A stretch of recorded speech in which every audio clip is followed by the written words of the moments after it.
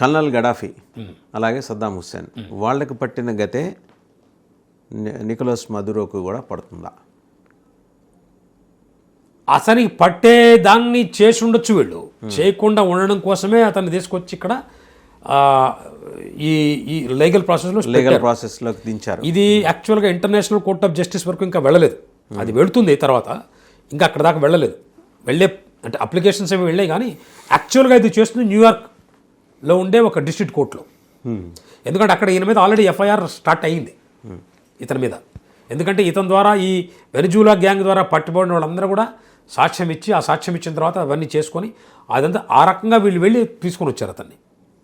మీరు అడగచ్చు సార్ ఇలాంటివి ఉంటే మన ఇంటర్నేషనల్ కోర్ట్ ఆఫ్ జస్టిస్ కానీ లేకపోతే లేదు కదా, international court of justice international powers అంటూ లేవు.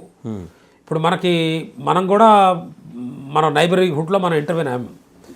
మన దగ్గరకు వచ్చి మన వాళ్ళని కొట్టి, మన వాళ్ళని చంపి, మన వాళ్ళని చేస్తున్నప్పుడు మనం ఎవరో యునైటెడ్ నేషన్ జనరల్ ఇప్పుడు మనం ఎప్పుడు కూడా పాత ఒక గవర్నమెంట్ని మనం ఎప్పుడు కూడా ఖండిస్తున్నాం. ఏమని, ఎందుకయ్యా నువ్వు కాశ్మీర్ ఇష్యూని యునైటెడ్ నేషన్ తీసుకెళ్ళావని. It is an army problem, it is an army solution. Don't take it to diplomacy. Diplomacy and army are two different aspects sir. They cannot be one at the cost of the other. Army problems require two parallel forces అండి. అంటే ఒకదాన్ని interview చేయకూడదు, అది చేయకూడదు. నేననేది ఏంటంటే, సరే ఆ రోజు కల్నల్ గడాఫీని చంపేశారు, సద్దాం హుస్సేన్ని చంపేశారు. అంటే మీకు నచ్చకపోతే మీకు ఎదురు తిరిగిన ప్రతివాడిని చంపుకుంటూ పోతే ప్రపంచాన్ని ఆక్రమించేస్తారా? అంటే మనం చెప్పాల్సింది రాజ్య విస్తరణవాదం కాదా ఇది? ఎస్, మీరు అన్నది అంటే you're painting it US imperialism అని.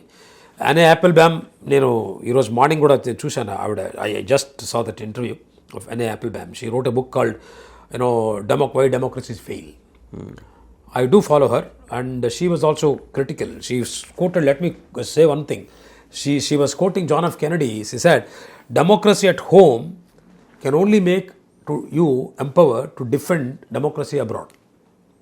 So there are critical of the policies of the President of the United States right now in US itself.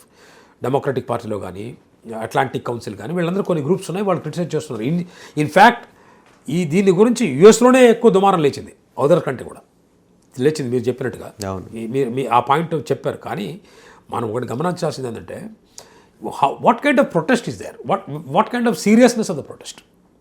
ఇప్పుడు మనం చూస్తే రాజపక్ష మీద జరిగింది నేపాల్లో, అది ఏ రకంగా ప్రొటెక్షన్? రాజపక్ష మీద యూజ్ చేయలేదు, అది శ్రీలంక చేశారు. అది నేపాల్లో జరిగిన ప్రొటెస్ట్ కూడా అట్లానే జరిగింది. డీప్ స్టేట్ లేదంటారు. అయితే డీప్ స్టేట్ ఉంటుంది, కానీ స్టేట్ లేదు. మనం డీప్ స్టేట్ అన్నప్పుడే స్టేట్కి మనం చెప్పలేము, ఎందుకంటే డీప్ స్టేట్ ఈజ్ సంథింగ్ అన్డిఫైనబుల్. మనం చెప్పలేం కదా ఫలానా అబౌట్ డీప్ స్టేట్ అని. బంగ్లాదేశ్లో డీప్ స్టేట్ ఉంది కదా. There are factors which are all deep state emerges when state fails. If the state doesn't fail, what is state? I already told ourselves many times, state comprises of 4 factors, sir. Sovereignty, first most important factor. Geography, that is territory. Population and government. ఈ మూట్లో కనుక ఈ first మూడు most important. Last is sovereignty. You will lose sovereignty when ఈ other 3 also fail. You lose your territory, your population depletes from your self, and your government also betrays you, then you lose sovereignty. That's what happened in this place. Simple definition given by Aristotle ఎప్పుడో 2000 years క్రితం. ఇదే జరిగింది ఇక్కడ కూడా, ఇదే జరుగుతుంది ఎప్పుడు పోయినా సరే. లిబియాలో కూడా జరిగింది కూడా అదే. Colonel Gaddafi was also having an ambition which is more than what he can chew. He wanted to emerge as a pan-global African leader. He wanted to have his own lira, which was there as a substitute, and he was trying to intervene. So others have combined and saw to it that he loses his power. And none of them is an angel, mind you that. Yes. None of them was an angel. They were all known very cruel people. Colonel Muammar Gaddafi was having his female gods and whatnot. No Arab, no Wahhabi Arab would have encouraged him to be like that. So they have to pay the price. Maduro was also like that. Maduro's predecessor, whom Maduro admired a lot, like Hugo Chavez. He was also a person who was an army officer and who came, who promised many things and who destroyed the economy totally. అది నిజం. Economy destroy చేసింది అయితే ఆయన టైంలోనే predecessor టైంలో. నేను అనేది ఏంటంటే ఒక సామాన్యమైన బస్ డ్రైవరు దేశాధ్యక్షుడి స్థాయికి ఎదిగే క్రమంలో ఆయన ఎదుర్కొన్న ఛాలెంజెస్ చాలా ఉండుంటాయి. ఓకే, మధురోని ఈరోజు మీరు ఒక డ్రగ్ కార్టెల్కి చీఫ్గాను, ఒక మాఫియా నెట్వర్క్ డాన్గాను అమెరికా పోర్ట్రే చేస్తుండొచ్చు. కాక అమెరికా అభిప్రాయం ప్రపంచానికి అభిప్రాయం ఉండక్కర్లేదు. కృష్ణశాస్త్రి బాధ ప్రపంచం బాధ అవ్వక్కర్లా, ప్రపంచం బాధ శ్రీశ్రీది అవ్వాలి. వెరాజ్ ఇవాళ కృష్ణశాస్త్రి బాధ అమెరికా బాధ ప్రపంచం అందవుతోంది. ఆ అవసరం ఏంటి? ప్రతి దాంట్లో ప్రతి ఒక్కళ్ళ దాంట్లో మన అదృష్టానికి ఇది వచ్చి పడింది, కానీ లేకపోతే ఈ పాటికి మన మీద కాన్సన్ట్రేట్స్ ఇంత టైట్ సిచ్యువేషన్లో కూడా 50% టారిఫ్ హైక్ భారతదేశానికి అని చెప్పి అనౌన్స్ చేశాడు. మనం రష్యా నుంచి ఆయిల్ కొనుక్కుంటే నీకేంటి, కొనుక్కోపోతే నీకేంటి? నువ్వు కొనుక్కుంటున్నావా? చైనా కొనుక్కోవట్లేదా? మన మీదే ఎందుకు ఈ ఆంక్షలు? అంటే ఏషియాలో ఒక సూపర్ పవర్గా ఎమర్జ్ అవుతున్న భారత్ మీద ఎందుకు? నేను అమెరికా పెత్తందారి ధోరణి అడుగుతున్నా, ట్రంప్ది అని అడగట్లేదు. Your question is a very valid question sir. మనం ఏంటంటే ఓ కష్టి బి కొన్సా కష్టి హేజో తుఫాన్ ఉంచిన గుజరావ్. తుఫాన్ల మీద చెరగకుండా వెళ్ళే పడవ ప్రయాణం, అది పడవ ప్రయాణమే కాదు. అది మన సముద్రంలో వెళ్ళినప్పుడు ఆటుపోట్లకు తట్టుకొని వెళ్ళాలి. మనని if you think that everyone is going to help us, nobody is going to help us. మన దేశంలో 40 ఏళ్ళు స్వాతంత్రం తెచ్చుకున్నాం. మనం వచ్చిన 30 సంవత్సరాల్లోనే మనం 2 వారాలు 3 వారాలు ఫైట్ చేసాం. మనం ఒక దాంట్లో ఒకటి ఓడిపోయాం, ఇంకో హాఫ్ అవర్ ఆల్మోస్ట్ ఓడిపోయాం.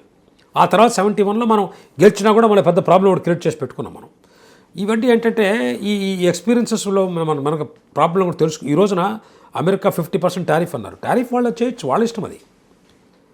మనం ఈ రోజున అదేదో పెద్ద గ్రేట్ బూన్ టు అవర్స్, ఎందుకంటే we're opening up to Europe. We're opening up the other day we had a very big agreement with Europe. We are very big agreement with Japan. We are very big agreement with Australia. In a way, perhaps the present US government is empowering us not to be dependent on a single source, that our friendship with the United States. So in security also we have outsourced. We are taking the help from everyone. France, we are taking help. We are taking help from Russia. These are all weather friends మనకి. Why should we take financial help from other nations? ఒక ఎడారి దేశం, ఒంటెలు అమ్ముకుని బతికే ఒక ఎడారి దేశం సెల్ఫ్ రిలయంట్గా సోమాలి ల్యాండ్ మారినప్పుడు వై నాట్ ఇండియా? నేను మాత్రం మీరు ఇండియాకి తీసుకొచ్చారు కాబట్టి ఒక దేశభక్తుడిగా నా దేశాన్ని నేను నమ్ముతున్నా. 247 దేశానికి 247 రోజుకి నా దేశం నంబర్ 1 అవుతుంది, నాకు ఎలాంటి అనుమానం లేదు. కారణం ఈ రోజున 2014లో స్టార్ట్ చేసిన ఈ గవర్నమెంటు ఈ రోజున అన్ని అప్పుల్ని తీర్చేసి ఎవరి మీద డిపెండ్ కాకుండా ఈ రోజున మనకు ఆ రెస్పెక్ట్ ఇస్తున్నారంటే దానివల్లనే. ఈ రోజున ఎక్కడో 137 ర్యాంకులో ఉన్న మనం ఈ రోజున business process of index, business ease of doing business ఇండెక్స్లో మనం 40th ర్యాంక్ వచ్చాం. Almost on par with United States. 40-50 rank వచ్చాం మనం యునైటెడ్ స్టేట్స్ లాగా. చాలా రిఫార్మ్ చేసుకుంటూ వచ్చాం మనం. మనకి ఈ రెస్పెక్ట్, దీనివల్ల మనకి ఈ రెస్పెక్ట్ అనేది మన గవర్నెన్స్ ఇంప్రూవ్మెంట్ వల్ల వస్తున్నది. మనం ఈ రోజున పావర్టీ ర్యాంక్ కూడా చాలా వరకు తగ్గించేసాం.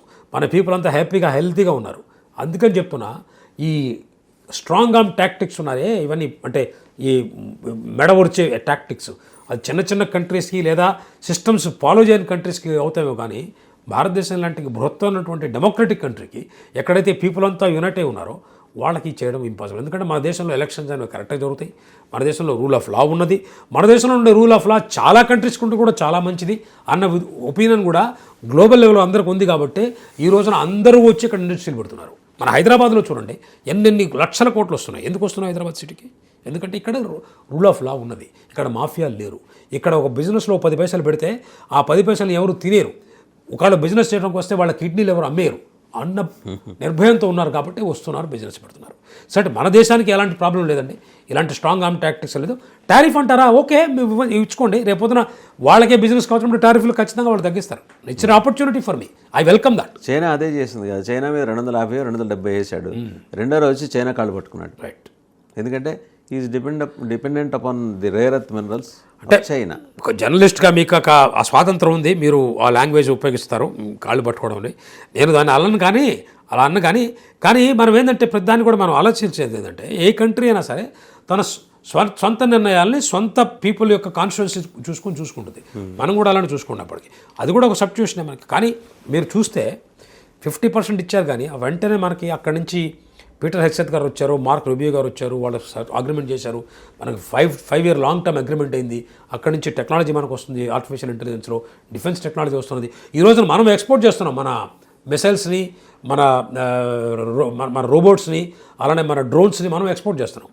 ఒకప్పుడు ఇంపోర్ట్గా ఉన్న మన దేశం, అంటే వారం రోజుల కంటే కూడా అమ్యునిషన్ కూడా లేని మన దేశం 2014లో ఈ రోజున కొన్ని వందల కంట్రీస్కి మనం ఎక్స్పోర్ట్ చేసే పరిస్థితికి వచ్చాం మనం. అది కేవలం ఒక మంచి పాలసీ, ఒక దేశమంతా కూడా యూనిటీ నిలబడిన ఒక పాలసీ. అది సామగ్రికమైనటువంటి గుడ్ గవర్నెన్స్ అంటాం. ఎప్పుడైతే గుడ్ గవర్నెన్స్ ఉంటుందో అప్పుడే ఆ వికసిత్, అంటే సబ్కా సాత్ సబ్కా బార్ అని మన గవర్నమెంట్ స్లోగన్ ఉంటుంది. అలాంటిది కనుక ప్రజలు కనుక నమ్మినట్లయితే ఎన్ని రకాలుగా మీరు డివైడ్ చేయాలని చూసినా కూడా వాళ్ళు డివైడ్ కారు.